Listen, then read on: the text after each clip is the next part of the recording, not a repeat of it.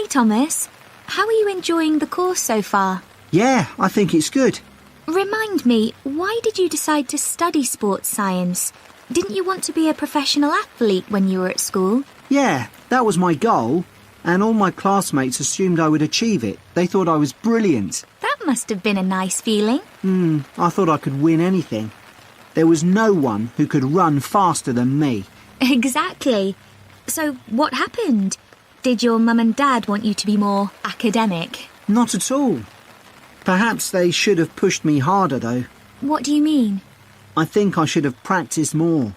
What makes you say that? Well, I went out to Kenya for a couple of weeks to train. Really? Oh, I didn't know that. I was chosen to go there out of loads of kids and run with some of the top teenage athletes in the world. And I was so calm about it. I just kept thinking how fortunate I was. What a great chance this was. Everyone back home was so proud of me. But once we started competing, I very quickly realised I wasn't good enough. That must have been a huge shock. I thought, this can't be happening. I was used to winning.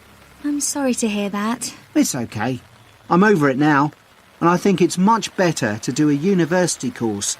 And this one has such a variety of sports-related areas. It's going to be good. Oh, I agree. I chose it because of that. So, Jian, have you thought of any ideas for the discussion session next week on technology and sport? We have to cover more than one sport, don't we? Yeah. You know, we always think technology is about the future, but we could gather some ideas about past developments in sport. Look at early types of equipment, perhaps. I remember reading something about table tennis bats once, how they ended up being covered with pimpled rubber. 'Cause they were just wooden at first, I'd imagine. Yeah. In about the 1920s, a factory was making rolls of the rubber in bulk for something like horse harnesses. Really? Yeah, and someone realised that it would make a perfect covering for the wooden bats. So, what about cricket? That's had a few innovative changes. Maybe the pads they wear on their legs? I don't think they've changed much, but I'm just looking on the internet. And it says that when the first cricket helmet came in 1978, the Australian batsman who first wore it was booed and jeered by people watching because it was so ugly. Wow! Players have to protect themselves from getting hurt. I mean, everyone wears one now. Unlike the cycle helmet. Well, unless you're a professional. But you're right, many ordinary bikers don't wear a helmet. Hey, look at these pictures of original helmet designs. This one looks like an upside-down bowl. Yet the woman's laughing. She's so proud to be wearing it. It says serious cyclists ended up with wet hair from all the hard exercise. I guess that's why they have large air vents in them now, so that the skin can breathe more easily. OK, so we've done helmets. What about golf balls? Or better still, golf clubs. They've changed a lot. Yeah. I remember my great-grandfather telling me that because a club was made entirely of wood, it would easily break and players had to get another. There's no wood at all in them now, is there? No, they're much more powerful. The same must be true of hockey sticks. I don't think so, because players still use wooden sticks today. What it does say here, though, is that when the game started, you had to produce a stick yourself. I guess they just weren't being manufactured. So, one more perhaps? What about football? Well, I know the first balls were made of animal skin. Yeah, they covered them with pieces of leather that were stitched together.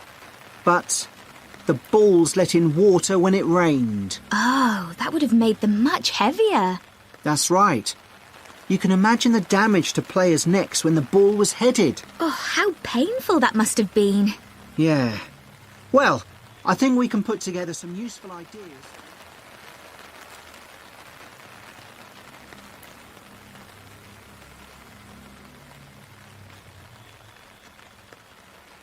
Hello, everyone. Today, we're going to look at another natural food product, and that's maple syrup. What is this exactly? Well, maple syrup looks rather like clear honey, but it's not made by bees. It's produced from the plant fluid, or sap, inside the maple tree, and that makes maple syrup a very natural product. Maple syrup is a thick, golden, sweet-tasting liquid that can be bought in bottles or jars and poured onto foods such as waffles and ice cream, or used in the baking of cakes and pastries. It contains no preservatives or added ingredients, and it provides a healthy alternative to refined sugar. Let's just talk a bit about the maple tree itself, which is where maple syrup comes from. So, there are many species of maple tree, and they'll grow without fertilizer in areas where there's plenty of moisture in the soil. However, they'll only do this if another important criterion is fulfilled, which is that they must have full or partial sun exposure during the day and very cool nights. And I'll talk more about that in a minute. There are only certain parts of the world that provide all these conditions. One is Canada, and by that I mean all parts of Canada.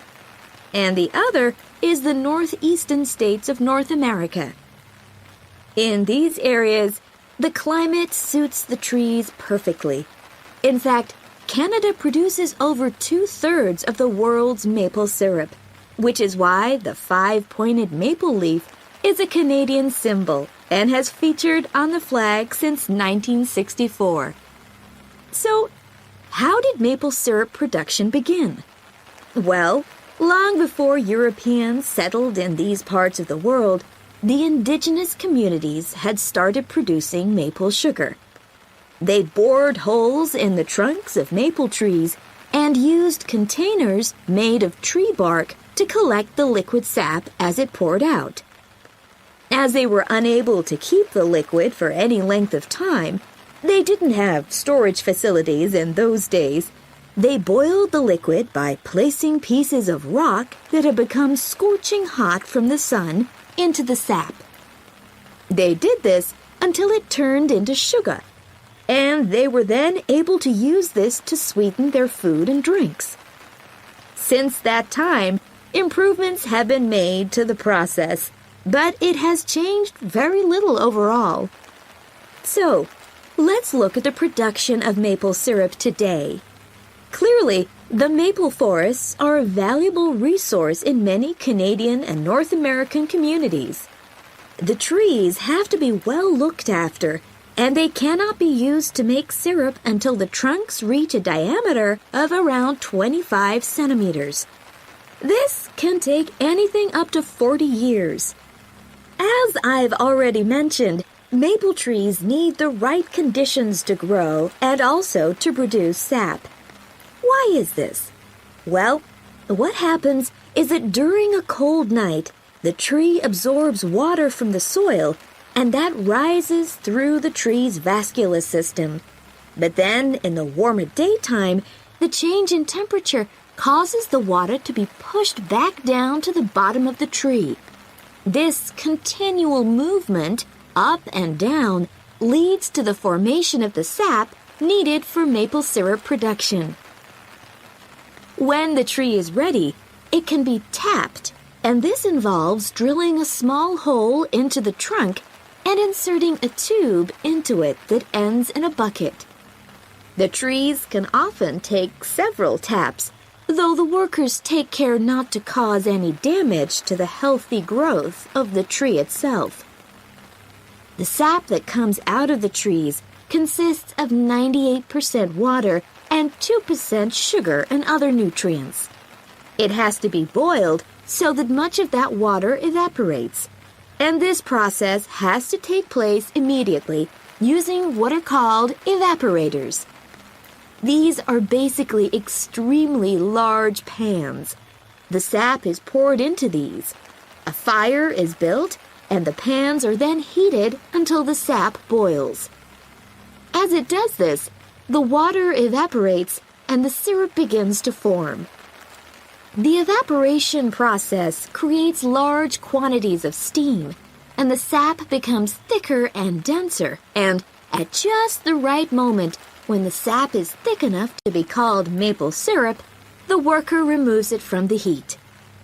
After this process, something called sugar sand has to be filtered out, as this builds up during the boiling and gives the syrup a cloudy appearance and a slightly gritty taste. Once this has been done, the syrup is ready to be packaged so that it can be used for a whole variety of products.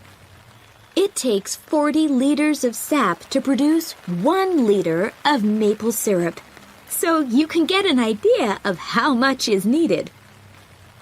So that's the basic process. In places like Quebec,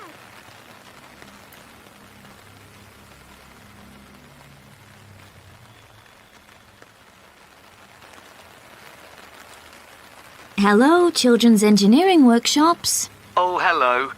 I wanted some information about the workshops in the school holidays. Sure. I have 2 daughters who are interested. The younger one's Lydia. She's 4. Do you take children as young as that? Yes. Our tiny engineers workshop is for 4 to 5-year-olds. What sorts of activities do they do? All sorts. For example, they work together to design a special cover that goes round an egg, so that when it's inside, they can drop it from a height and it doesn't break. Well, sometimes it does break, but that's part of the fun. Right. And Lydia loves building things. Is there any opportunity for her to do that? Well, they have a competition to see who can make the highest tower. You'd be amazed how high they can go. Right. But they're learning all the time as well as having fun. For example, one thing they do is to design and build a car that's attached to a balloon, and the force of the air in that actually powers the car and makes it move along. They go really fast too. Okay, well, all this sounds perfect. Now, Carly, that's my older daughter, has just had her 7th birthday. So presumably she'd be in a different group. Yes, she'd be in the junior engineers. That's for children from 6 to 8. And do they do the same sorts of activities? Some are the same, but a bit more advanced. So they work out how to build model vehicles, things like cars and trucks, but also how to construct animals using the same sorts of material and technique. And then they learn how they can program them and make them move. So they learn a bit of coding? They do. They pick it up really quickly. We're there to help if they need it, but they learn from one another too. Right. And do they have competitions too? Yes. With the junior engineers, it's to use recycled materials like card and wood to build a bridge. And the longest one gets a prize. That sounds fun. I wouldn't mind doing that myself. Then they have something a bit different, which is to think up an idea for a 5-minute movie and then film it, using special animation software. You'd be amazed what they come up with. And of course, that's something they can put on their phone and take home to show all their friends. Exactly. And then they also build a robot in the shape of a human, and they decorate it and program it so that it can move its arms and legs. Perfect. So, is it the same price as the tiny engineers? It's just a bit more. £50 for the 5 weeks. And are the classes on a Monday too? They used to be, but we found it didn't give our staff enough time to clear up after the first workshop, so we moved them to Wednesdays. The classes are held in the morning from 10 to 11. Okay. That's better for me, actually. And what about the location? Where exactly are the workshops held? They're in Building 10A.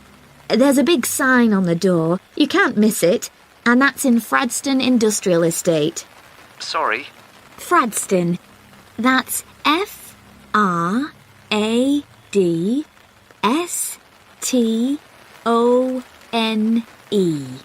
And that's in Grassford, isn't it? Yes, up past past the station. And will I have any parking problems there? No, there's always plenty available. So, would you like to enroll Lydia and Carly now? Okay. So, can I have your full name?